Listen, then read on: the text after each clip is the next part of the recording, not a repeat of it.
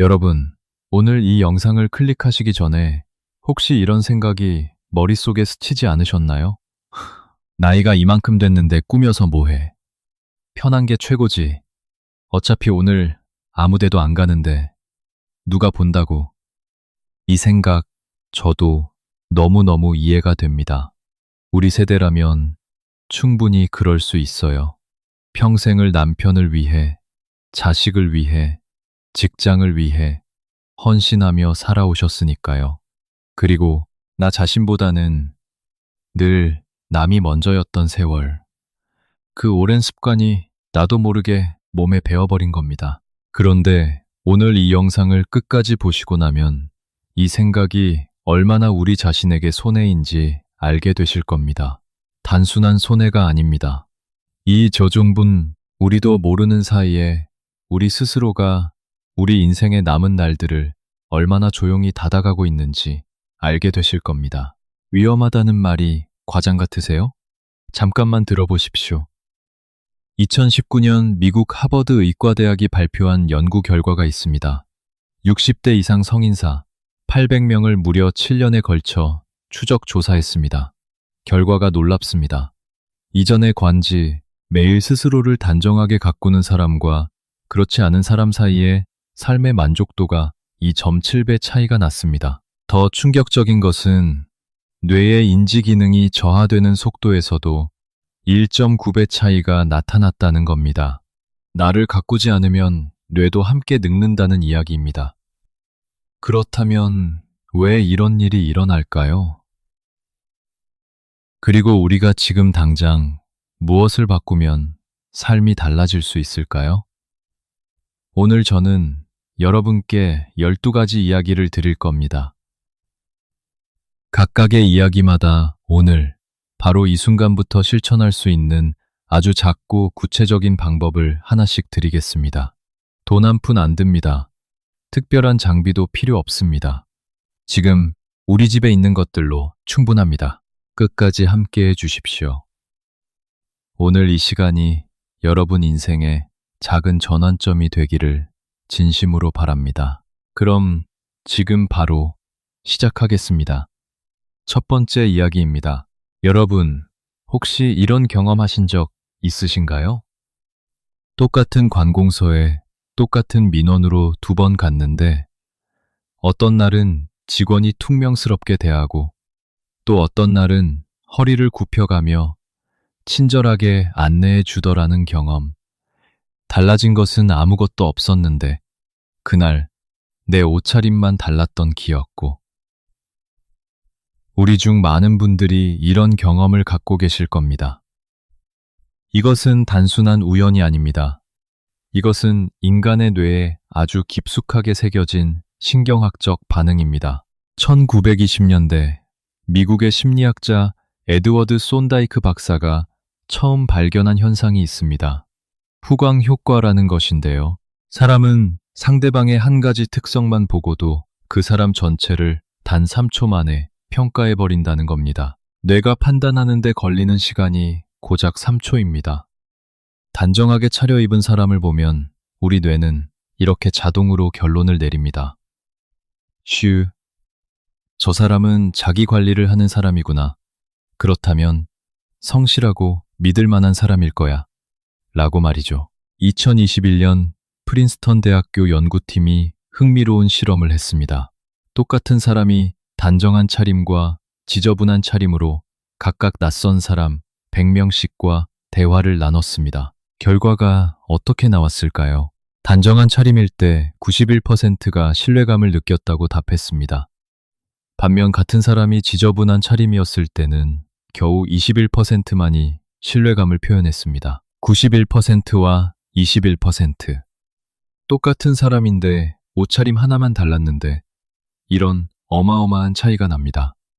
우리 주변에서도 이런 일은 매일 일어나고 있습니다. 부산에 사시는 이명숙 선생님 이야기입니다.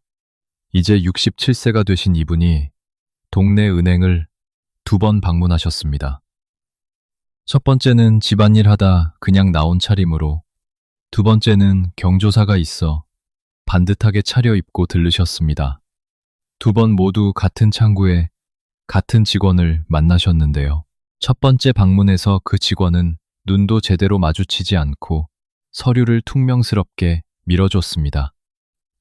두 번째 방문에서는 자리에서 반쯤 일어나 환하게 웃으며 어르신 이쪽으로 편히 앉으세요 하더랍니다. 묻지도 않은 할인 혜택을 조목조목 설명해 주면서요. 이명숙 선생님이 씁쓸하게 말씀하셨죠.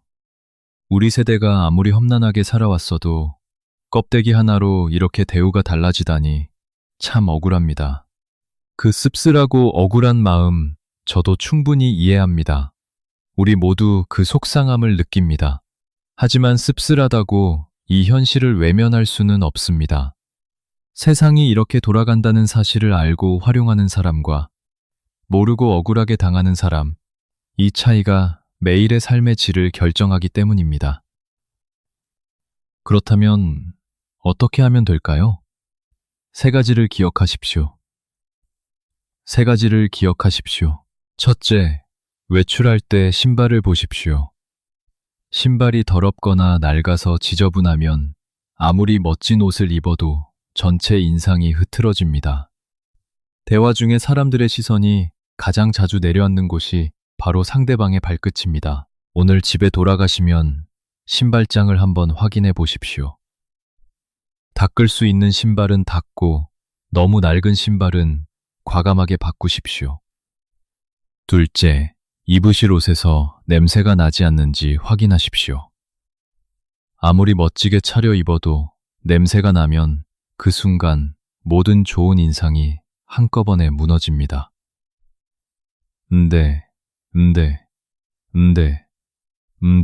외출 전날 밤에 입으실 옷을 미리 꺼내서 1시간 정도 환기시켜 두십시오. 이것만으로도 완전히 달라집니다. 셋째, 나가기 전 딱 10초만 거울 앞에서 옷매무새를 확인하십시오. 단추 하나 덜렁거리거나 칼라가 접혀 있거나 지퍼가 끝까지 올라오지 않은 채로 나가면 흐트러진 인상을 줍니다. 10초면 됩니다.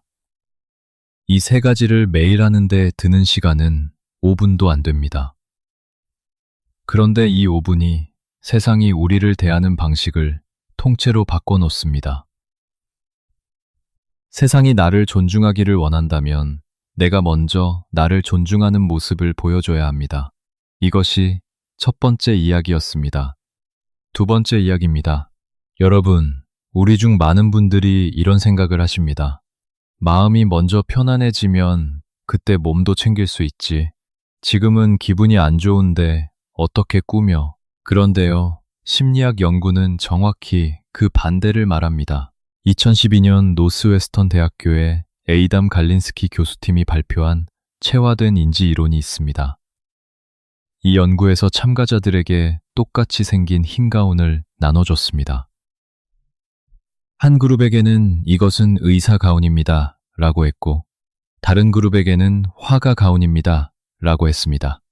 그런 뒤 집중력 테스트를 했더니 의사 가운이라고 알고 입은 그룹이 훨씬 높은 점수를 받았습니다. 완전히 똑같은 가운인데 말이에요. 옷이 뇌에 어떤 신호를 보내느냐에 따라 뇌의 실제 기능 자체가 달라진다는 겁니다. 이것은 기분 탓이 아닙니다. 뇌에서 실제로 일어나는 신경생물학적 변화입니다. 단정하고 깔끔하게 입었을 때 우리 뇌는 이런 신호를 받습니다. 나는 중요한 사람이다. 나는 오늘도 준비된 사람이다. 나는 뭔가를 할 수 있는 사람이다. 라고요. 반대로 늘어나고 구겨진 옷을 입으면 뇌는 반대 신호를 받습니다. 나는 집에서 쉬는 사람이다. 나는 굳이 뭔가 할 필요가 없는 사람이다. 라고요. 이 신호의 차이가 우리의 하루 종일 에너지 수준을 결정합니다. 광주에 사시는 정태영 선생님 이야기입니다. 74세이시고 37년간 공무원으로 일하시다가 은퇴하셨습니다. 우리 세대의 공직자들이 그렇듯 평생 국가와 가족을 위해 헌신하셨죠. 퇴직 후 처음 몇 달은 편한 게 좋다 싶어 매일 추리닝 바지 하나만 걸치고 집에서 지내셨습니다. 처음에는 편하고 좋더랍니다. 그런데 시간이 갈수록 이상한 일이 벌어졌습니다. 아무것도 하기가 싫어지는 겁니다. 밥 먹을 의욕도 없고 손자들이 오겠다고 해도 왠지 귀찮게 느껴지고 아침에 일어나도 하루를 시작할 이유를 찾지 못하게 됐습니다. 병원에 갔더니 우울증이 시작되고 있다고 하시더랍니다. 그러다 지역 도서관 시니어 봉사 프로그램에 우연히 참여하게 됐습니다. 봉사 첫날 정 선생님이 한참 망설이다가 창고 깊숙이 넣어뒀던 깔끔한 청바지와 셔츠를 꺼내 입고 나가셨습니다. 10년 만에 처음으로 외출 준비를 제대로 한 겁니다. 그날 저녁에 딸한테 전화하셨답니다. 야, 나 오늘 왠지 기분이 이상하게 좋다. 뭔가 할 수 있을 것 같아. 딸이 무엇이 달라졌냐고 물었더니 정 선생님은 대답을 못 하셨습니다. 신냐는 달라진 건 옷 하나뿐이었거든요. 그러나 그 옷 하나가 뇌에 신호를 보낸 겁니다. 나는 오늘 어딘가 갈 사람이다. 나는 준비된 사람이다. 라고요. 우리 세대가 평생 가장 열심히 살아왔지만 은퇴 후에는 우리 자신을 위한 신호를 스스로 만들어야 합니다. 아무도 대신 해주지 않습니다. 시도 내 BPPI언 다면회를 가장 만지는 우리가 우리 자신에게 줘야 합니다. 오늘부터 이렇게 해보십시오. 집에 있는 날도 외출용 옷을 입으십시오. 아무데도 안 가는 날이라도 아침에 일어나면 잠옷을 벗고 깔끔한 실내용 옷으로 갈아입으십시오.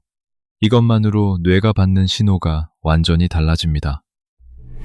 그리고 기분이 가장 처지는 날, 그날 가장 단정하게 입으십시오. 우울하고 힘든 날일수록 대충 입고 싶어집니다. 하지만 정확히 그 순간이 단정하게 입어야 할 때입니다. 7D, F. 몸을 먼저 챙기면 마음이 따라옵니다. 이것이 심리학이 우리에게 알려주는 진실입니다. 세 번째 이야기입니다. 여러분, 명품 가방과 기품은 전혀 다른 이야기입니다. 이것을 너무나 선명하게 보여주는 일이 있습니다. 60대 후반 영숙 씨가 동창회에서 겪은 일입니다. 그 자리에 머리부터 발끝까지 수백만 원짜리 명품으로 치장한 친구가 한 명 있었습니다. 처음에는 다들 감탄하고 관심을 보였습니다. 그런데 1시간도 안 돼 그 친구 곁에는 사람이 하나도 남지 않았습니다. 왜였을까요?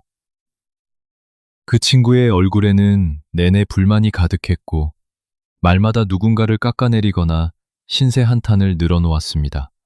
그 화려한 명품 뒤에는 이걸 걸치지 않으면 사람들이 나이 들고 초라해진 나를 무시할 것 같다는 깊은 자격지심이 숨어 있었던 겁니다. 미국의 심리학자 에밀 존슨의 연구에 따르면 자기 존중감이 높은 사람과 낮은 사람은 아예 뇌의 신경 활동 자체가 다르다고 합니다. 자존감이 높은 사람은 누가 나를 쳐다보든 말든 외부의 부정적인 자극에 크게 흔들리지 않습니다. 반대로 자존감이 낮은 사람은 타인의 시선이나 작은 자극에도 과도하게 예민하게 반응합니다. 신경이 늘 곤두서 있는 것이죠.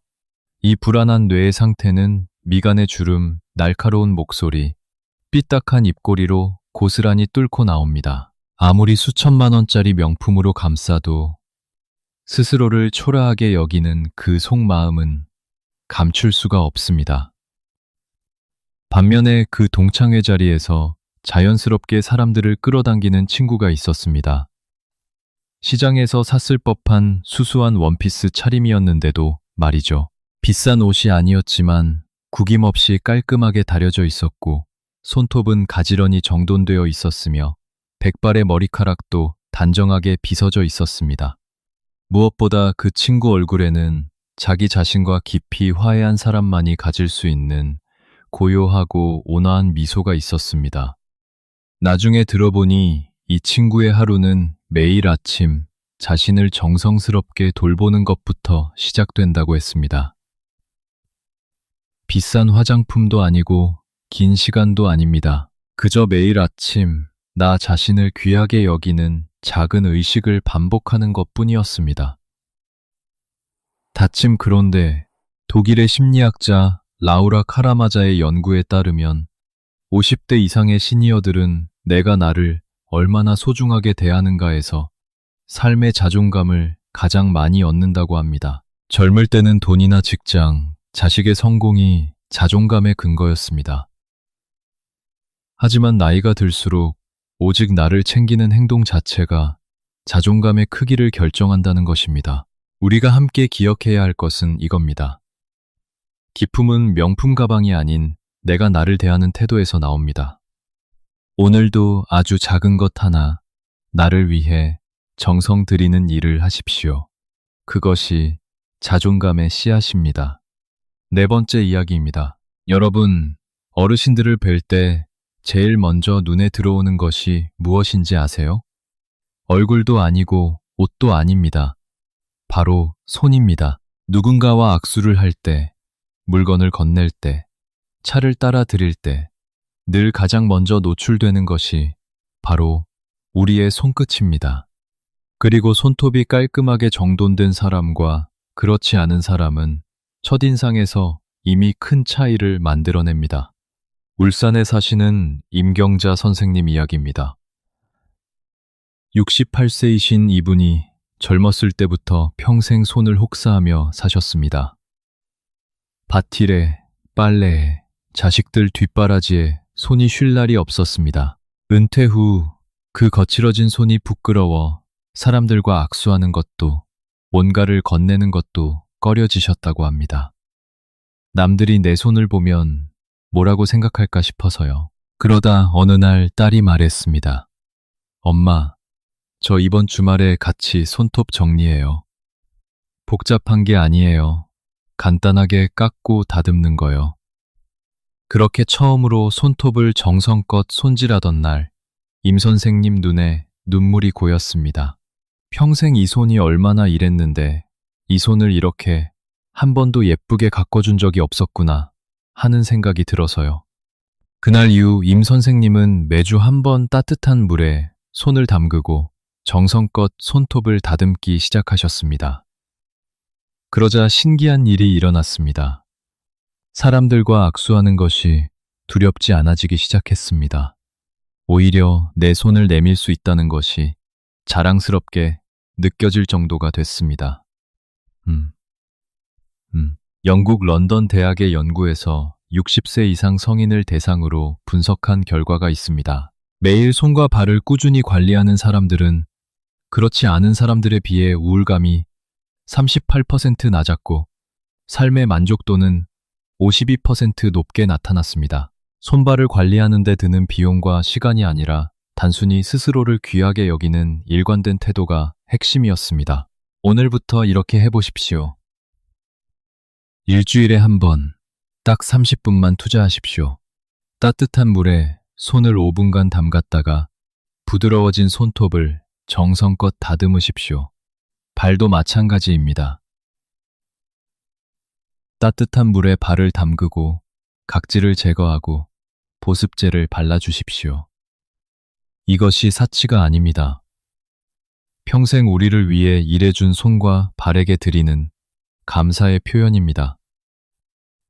그리고 그 감사는 고스란히 우리 자신에게 돌아옵니다. 삼보아사 다섯 번째 이야기입니다. 여러분, 외국 여행을 가보셨거나 TV에서 서양 어르신들을 보실 때 이런 생각 해보셨나요? 저 할머니 참 기품 있어 보인다고요? 그분들의 공통점이 무엇인지 아세요? TV에서 바로 흰 머리카락을 부끄러워하지 않는다는 겁니다. 아니, 부끄러워하지 않는 것을 넘어서 그것을 자신만의 품격으로 만들어냅니다. 우리는 흰 머리가 나면 서둘러 염색을 합니다. 물론 염색을 하는 것이 나쁜 것은 아닙니다. 하지만 염색을 하지 않는다면 그 흰 머리카락을 단정하게 관리하는 것이 훨씬 더 품이 있어 보일 수 있습니다. 이것을 해외에서는 실버 엘레강스라고 부릅니다. 청주에 사시는 장순옥 선생님 이야기입니다. 72세이신 이분은 오랫동안 흰 머리가 창피해서 2달에 한 번씩 어김없이 미용실에 가서 검은 염색을 하셨습니다. 그런데 어느 해 겨울 건강 때문에 염색을 잠시 중단해야 했습니다.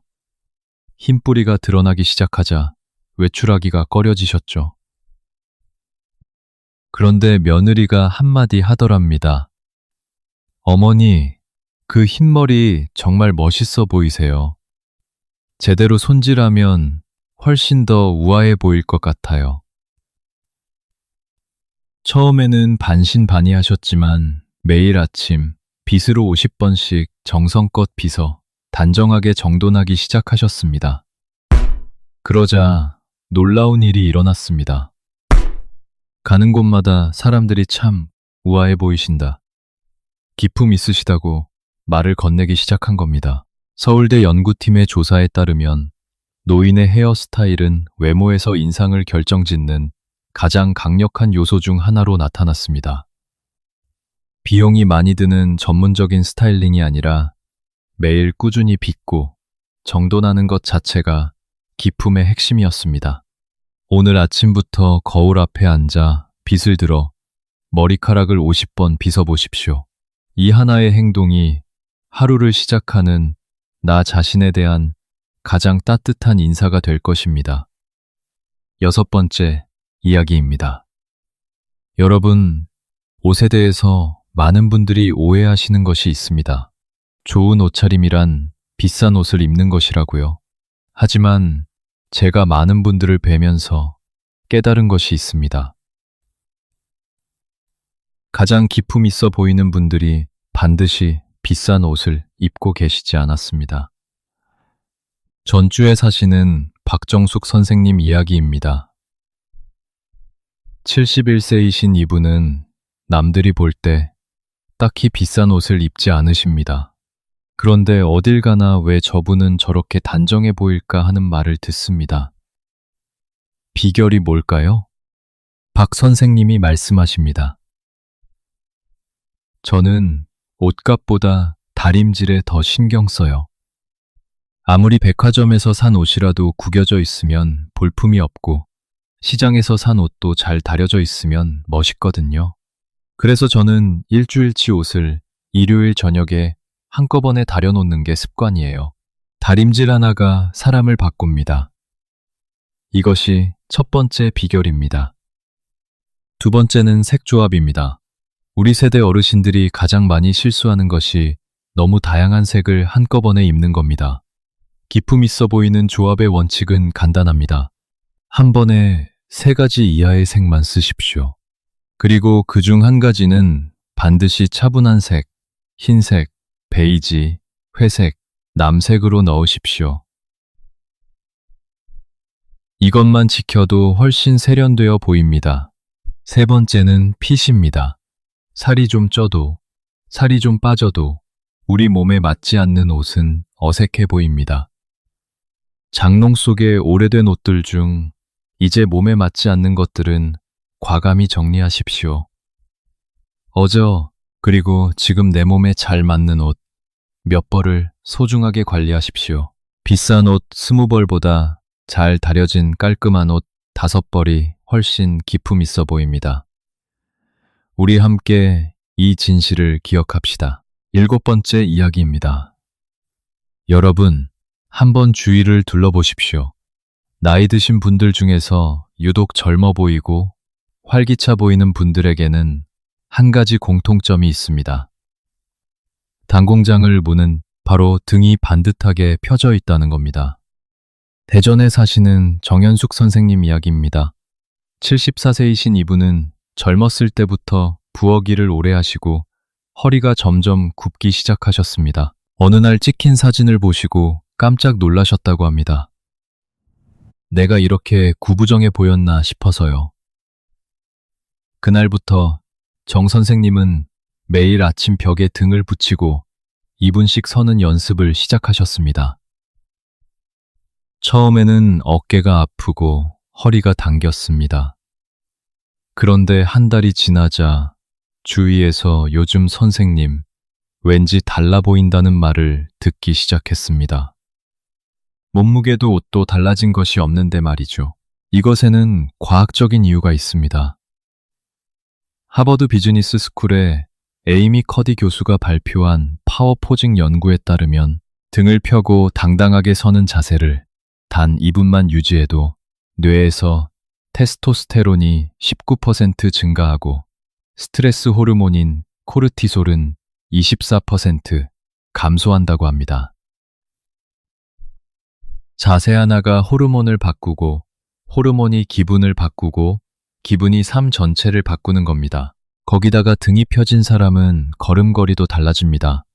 발소리가 경쾌해지고 리듬이 생깁니다.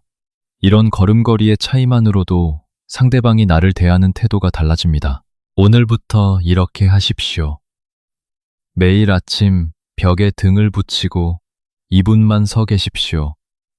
발꿈치, 종아리, 엉덩이, 어깨, 날개, 머리 뒤통수가 벽에 닿도록 서면 됩니다. 처음에는 어색하고 불편할 수 있습니다. 하지만 이 2분이 하루 종일 내 자세를 바꿔놓을 것입니다. 허리를 펴면 세상을 다르게 보게 됩니다. 그리고 세상도 나를 다르게 보게 됩니다. 8번째 이야기입니다. 여러분, 우리가 어떤 사람을 떠올릴 때 가장 오래 기억에 남는 것이 무엇인지 아세요? 놀랍게도 향기입니다. 뇌과학 연구에 따르면 인간의 기억 중 후각 기억이 가장 강력하게, 가장 오래 남습니다. 시각 기억의 재인율이 59%인데 반해 후각 기억의 재인율은 무려 73%에 달한다고 합니다. 그리고 향기와 관련된 기억은 다른 감각 기억보다 훨씬 감정적인 연결이 강합니다. 즉, 우리가 누군가를 만날 때 그 사람의 향기가 기억에 가장 깊이 새겨진다는 뜻입니다. 그런데 우리가 가장 경계해야 할 것이 있습니다. 나이가 들수록 채취 관리가 더욱 중요해진다는 사실입니다.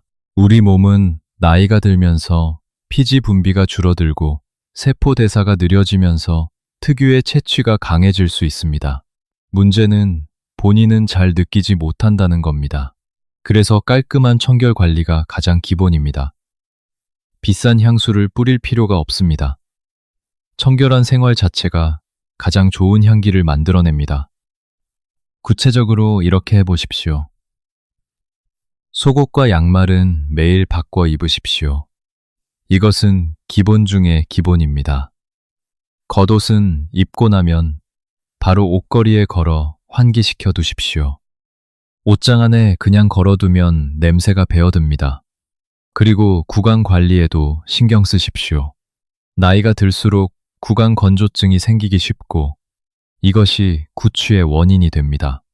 외출 전 양치와 함께 혀 닦기를 습관화하십시오. 향기는 사치가 아닙니다. 내 청결에 대한 자존감이고 상대방에 대한 배려입니다. 우리 함께 이것을 기억합시다. 9번째 이야기입니다. 여러분, 목욕을 어떻게 하고 계신가요? 대부분의 분들이 목욕을 빨리 해치워야 할 귀찮은 일 정도로 여기십니다. 하지만 오늘부터 이 생각을 바꿔보시면 어떨까요? 인천에 사시는 한영자 선생님 이야기입니다. 69세이신 이분은 오랫동안 우울한 시간을 보내셨습니다. 남편을 먼저 떠나보내고 혼자 지내시면서 하루하루가 무의미하게 느껴지셨죠. 그런데 어느 날 딸이 목욕 선물 세트를 보내줬습니다. 그냥 두기 아깝다 싶어 욕조에 따뜻한 물을 받고 그 안에 목욕 소금을 넣었습니다.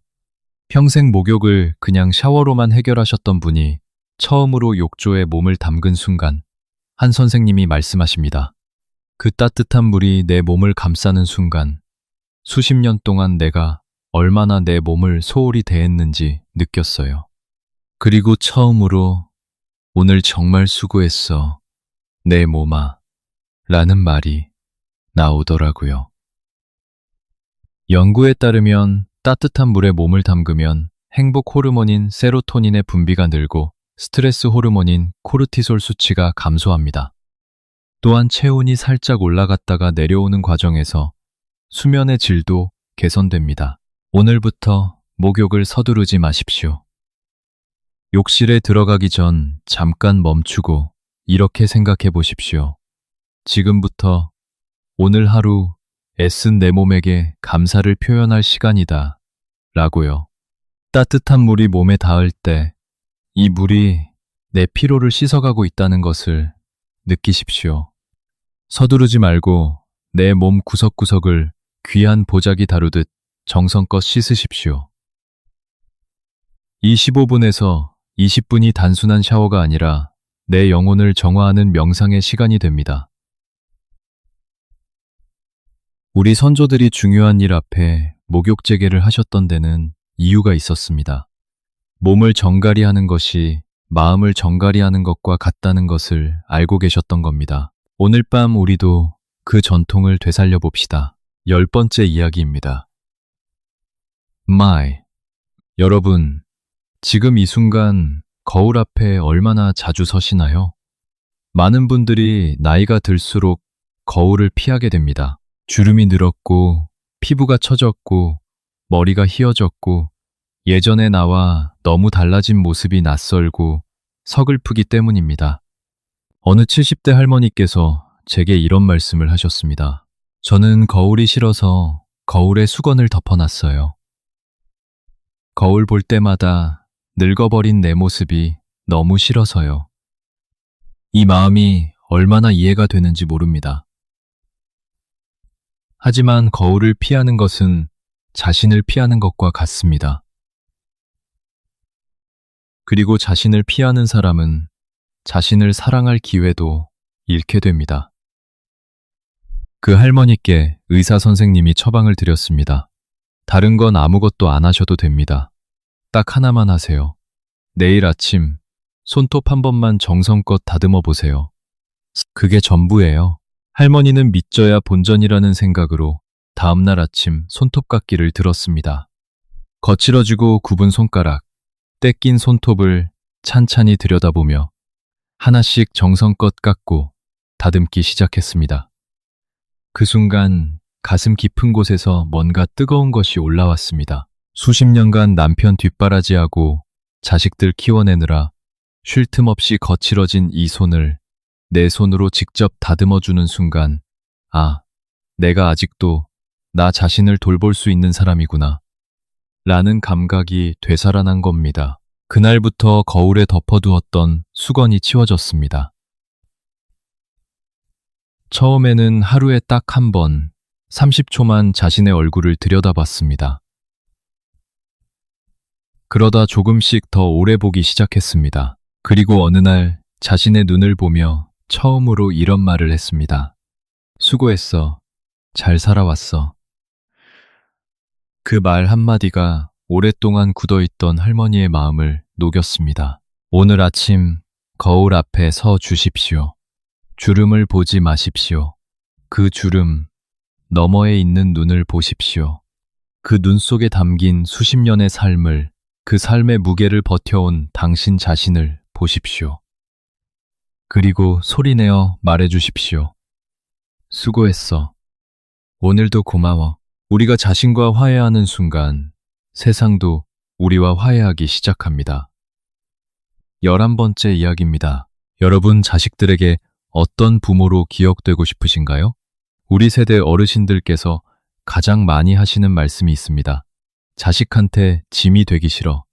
자식 그 마음이 얼마나 이해가 되는지 모릅니다. 평생 자식들을 위해 모든 것을 쏟아부으셨으니 이제는 자식한테 짐이 되고 싶지 않은 마음이 당연합니다. 그런데 자식에게 짐이 되지 않는 가장 좋은 방법이 무엇인지 아세요? 내가 건강하고 활기차게 내 삶을 잘 살아가는 것입니다. 자식들에게 물어보십시오. 어떤 부모님 모습이 가장 마음이 편하냐고요? 제가 확신할 수 있습니다. 구부정하게 앉아 TV만 보며 시간을 보내시는 부모님보다 단정하게 차려입고 활기차게 지내시는 부모님을 볼 때 자식들이 훨씬 마음이 놓인다고 할 겁니다. 우리가 자신을 잘 가꾸고 건강하게 지내는 것은 자식에게 가장 큰 효도이기도 합니다. 손주들에게도 마찬가지입니다. 구부정하고 활기 없는 할아버지. 할머니보다 단정하고 밝고 활기찬 할아버지. 할머니가 손주들에게 훨씬 큰 울타리가 됩니다. 손주들은 할아버지, 할머니를 보면서 나중에 나이가 들면 어떻게 살아가야 하는지를 배웁니다. 우리가 나이를 아름답게 살아가는 모습 그 자체가 손주들에게 주는 가장 값진 교육이 됩니다. 자식을 위해 나를 희생하는 것이 아닙니다. 나를 잘 가꾸는 것 자체가 자식에게 주는 선물입니다. 이것이 11번째 이야기였습니다. 12번째 마지막 이야기입니다. 여러분, 기품 있는 사람들의 진짜 비밀이 무엇인지 아세요? 타고난 외모가 아닙니다. 돈이 많은 것도 아닙니다. 바로 일관성입니다. 어떤 날은 단정하게, 어떤 날은 대충 방치하는 것이 아니라 매일, 빠짐없이, 아주 작더라도 자신을 가꾸는 일관된 태도, 이것이 쌓이고 쌓여서 그 사람의 인상이 되고 결국 기품이 됩니다. 우리 선조들 중에서 이 비밀을 가장 극적으로 보여준 분이 계십니다. 바로 다산 정약용 선생입니다. 다산 선생이 강진으로 유배를 가셨을 때의 일입니다. 하루아침에 대역죄인의 누명을 쓰고 허름한 뒷방에 내던져지셨습니다. 찾아오는 사람도 없고 언제 풀려날지도 모르고 사람들은 조롱하고 멸시했습니다. 보통이라면 억울함에 매일 술이나 마시며 폐인처럼 지냈을 겁니다. 하지만 다산 선생은 달랐습니다. 가장 비참한 상황에서도 매일 새벽 가장 먼저 일어나 찬물로 세수를 하고 비록 낡은 옷일지라도 먼지를 털고 단정하게 챙겨 입고 매일 비록 잔이하고 허리를 꼿꼿이 세우고 글을 쓰셨습니다. 그 유배지에서 쓰신 것이 목민심서를 비롯한 수백 권의 저서입니다. 어떻게 그게 가능했을까요? 가장 힘든 상황에서도 자신을 방치하지 않았던 그 일관성이 에너지의 원천이었습니다. 자신을 귀하게 여기는 그 태도가 어떤 역경도 버텨낼 수 있는 내면의 힘을 만들어냈던 겁니다. 선생은 제자들에게 이런 가르침을 남기셨습니다. 내 몸을 내 스스로 경애로이 여기지 아니하면 타인도 결코 내 몸을 경애로이 여기지 않는다. 내 몸을 300년 전의 가르침이 오늘 우리에게 더욱 뼈저리게 다가오는 이유가 있습니다. 시대를 초월한 인간의 진리이기 때문입니다. 우리 선조들도 이미 알고 계셨습니다. 수원에 사시는 윤재호 선생님 이야기로 이 마지막 모듈을 마무리하겠습니다. 77세이시고 심장 질환을 가지고 계신 이분은 70대 이후 건강이 나빠지시면서 한동안 집에서만 지내셨습니다. 무기력하고 우울한 날들이 이어졌습니다. 그러다 딱 하나만 결심하셨습니다. 매일 아침 면도를 하자. 어딘가 갈 필요도 없고 와이셔츠를 입을 필요도 없다. 그냥 매일 아침 면도만 하자. 라고요. 1년이 지났을 때 아들이 이런 말을 했습니다. 아버지, 요즘 뭔가 달라 보이세요. 왜 이렇게 젊어 보이시죠? 달라진 것은 면도 하나뿐이었습니다. 그러나 그 하나가 만들어낸 일관성이 이분의 에너지 전체를 바꿔놓았습니다. 일관성을 유지하는 비밀은 간단합니다. 작게 만드십시오. 아무리 힘든 날도 할 수 있는 가장 작은 단위의 자기 관리를 딱 하나만 정해두십시오. 매일 세수하기, 매일 머리 빗기 50번, 매일 아침 손톱 확인하기.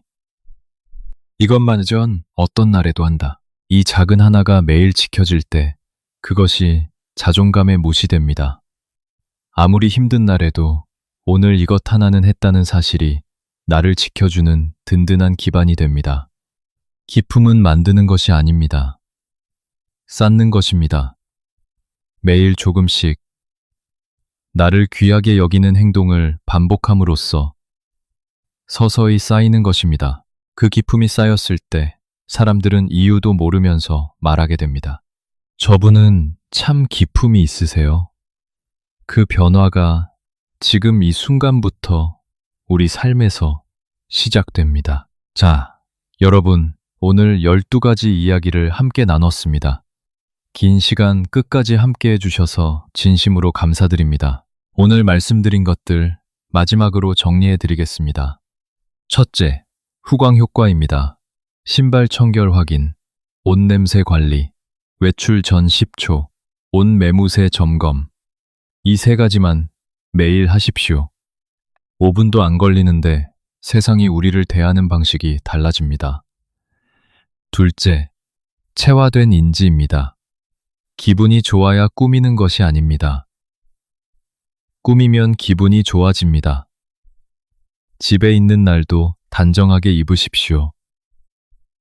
기분이 가장 처지는 날, 가장 단정하게 입으십시오. 네. 셋째, 자존감과 외모의 관계입니다. 명품이 아니라 내가 나를 대하는 태도가 기품을 만듭니다. 작은 행동 하나가 자존감을 쌓습니다. 넷째, 손과 발 관리입니다. 일주일에 한 번 30분이면 충분합니다.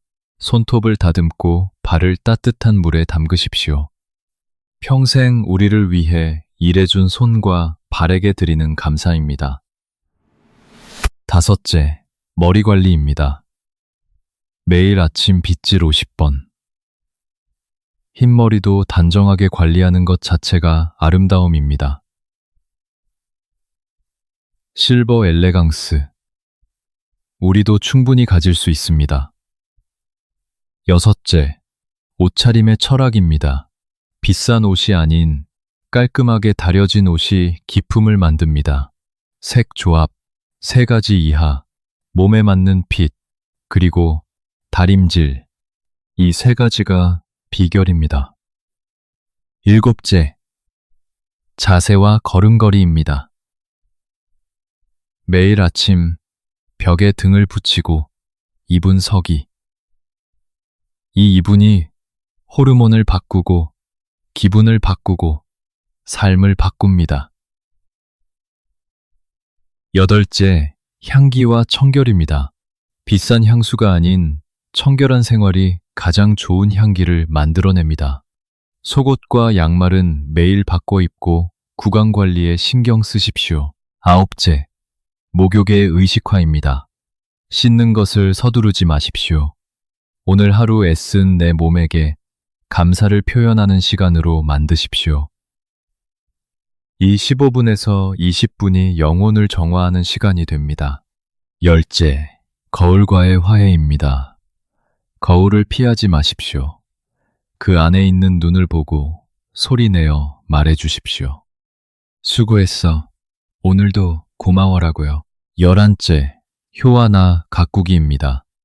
내가 건강하고 단정하고 활기차게 지내는 것이 자식과 손주들에게 줄 수 있는 가장 큰 선물입니다. 아이스기안는 자식한테 짐이 되지 않으려면 내가 먼저 나를 잘 가꿔야 합니다. 12째, 일관성의 힘입니다. 작게 시작하십시오. 딱 하나만 매일 하십시오. 그 일관성이 쌓여 기품이 됩니다. 다산 선생처럼 어떤 상황에서도 자신을 귀하게 여기는 그 태도가 인생을 지켜줍니다. 여러분, 이 12가지 중에서 오늘 당장 시작하실 수 있는 것이 몇 가지나 되시나요? 12가지 다 하실 필요 없습니다. 딱 하나만 하십시오. 오늘 저녁 잠들기 전 손톱 한번 정리하는 것도 됩니다. 내일 아침 일어나서 머리를 50번 빗는 것도 됩니다. 외출하기 전 거울 앞에서 10초만 더 서 있는 것도 됩니다. 그 하나가 시작이 됩니다. 우리 함께 그 시작을 하는 겁니다. 여러분, 인생의 후반전은 남을 위해 사는 시간이 아닙니다. 우리가 그동안 자식 키우느라, 남편 뒷바라지 하느라, 직장 다니느라 나 자신을 뒷전으로 밀어두셨을 겁니다. 우리 세대가 그렇게 살아왔습니다. 그 오랜 세월의 헌신과 수고, 정말 대단하십니다. 진심으로 고생 많으셨습니다. 우리 어르신들 한 분 한 분이 얼마나 대단한 삶을 살아오셨는지 저는 압니다. 이제는 우리 차례입니다. 나를 위해 살 차례입니다. 나를 가꾼다는 것은 젊어 보이려는 것이 아닙니다. 화려해지려는 것도 아닙니다. 살아있는 내 존재를 귀하게 여기겠다는 선언입니다. 오늘 밤 잠들기 전에 거울 앞에 서서 자신에게 이 말 한마디만 건네주십시오. 오늘도 참 수고했어. 고마워. 이 작은 말 한마디가 여러분의 뇌에, 여러분의 마음에 심기는 씨앗이 될 겁니다. 오늘 이 영상이 도움이 되셨다면 구독과 좋아요 부탁드립니다. 더 많은 우리 어르신들께 이 이야기가 전달될 수 있도록 함께 도와주십시오. 도와주십시오. 도와주십시오. 댓글에 오늘부터 내가 시작할 것 한 가지를 남겨주세요. 우리의 결심이 이 공간에 모이면 서로에게 힘이 됩니다. 우리 함께 건강해집시다. 여러분은 그 자체로 이미 충분히 소중한 분들입니다. 주름진 얼굴에도, 굽어진 허리에도, 흰 머리카락에도 아름답고 위대한 인생이 담겨 있습니다. 그 인생을 이제 조금 더 정성껏 가꿔주십시오. 내일도 함께해요. 감사합니다.